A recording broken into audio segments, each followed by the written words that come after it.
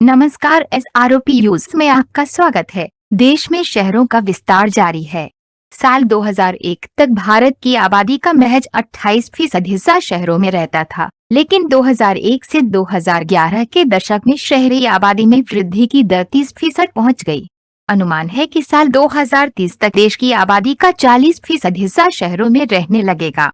आसान शब्दों में कहें तो साल 2001 में शहरी आबादी 29 करोड़ थी, जो साल 2011 में बढ़कर 37.7 करोड़ हो गई और साल 2030 तक ये 60 करोड़ हो जाएगी।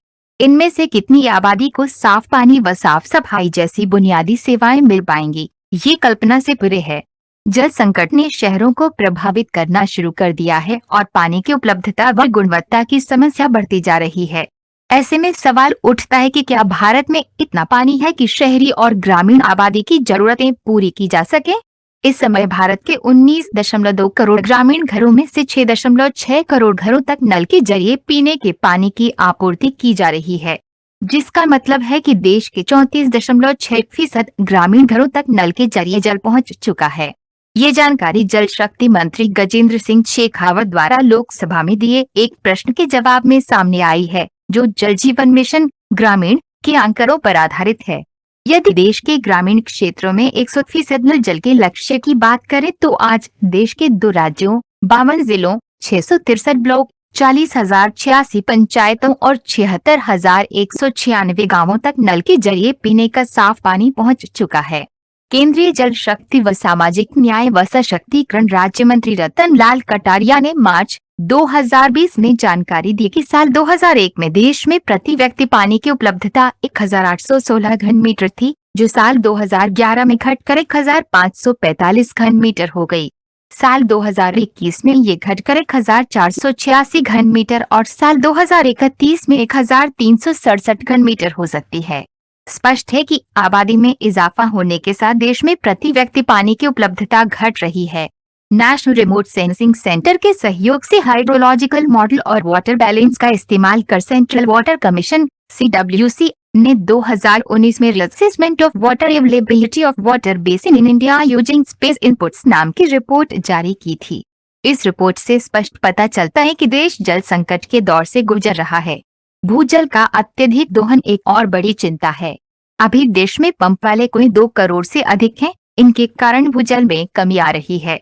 CWC की रिपोर्ट कहती है कि इसके कारण देश में हर साल पानी की मात्रा 0.4 मीटर घट रही है। इस वजह से बड़े पैमाने पर मिट्टी का कटाव और गाद इकट्ठा हो रहा है।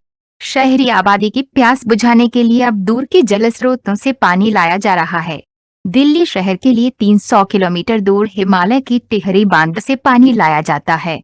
सॉफ्टवेयर की राजधानी कहे जाने वाले हैदराबाद के लिए 116 किलोमीटर दूर कृष्णा नदी के नागार्जुन सागर बांध से और बेंगलुरु के लिए 100 किलोमीटर दूर कावेरी नदी से पानी लाया जाता है।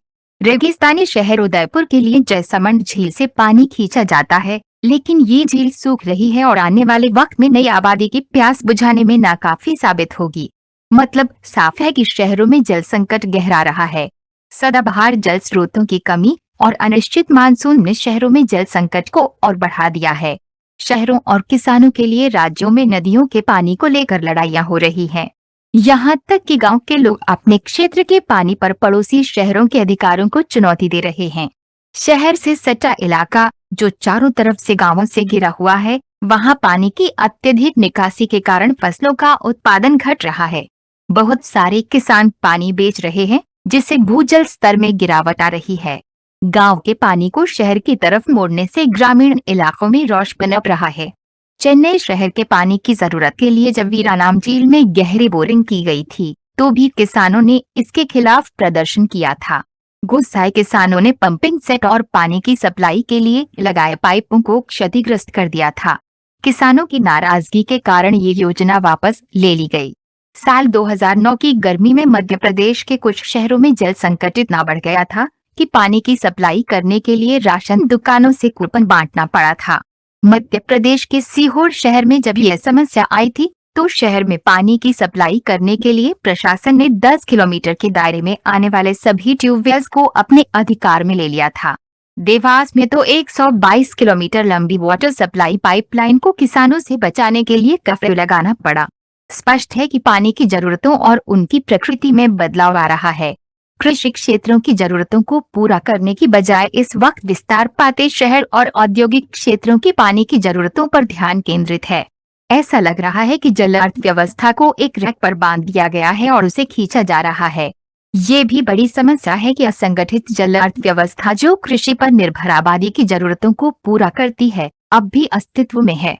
भारत अब भी कृषि आधारित अर्थव्यवस्था से उत्पादन सेवा क्षेत्र संचालित अर्थव्यवस्था में तब्दील नहीं हुआ है।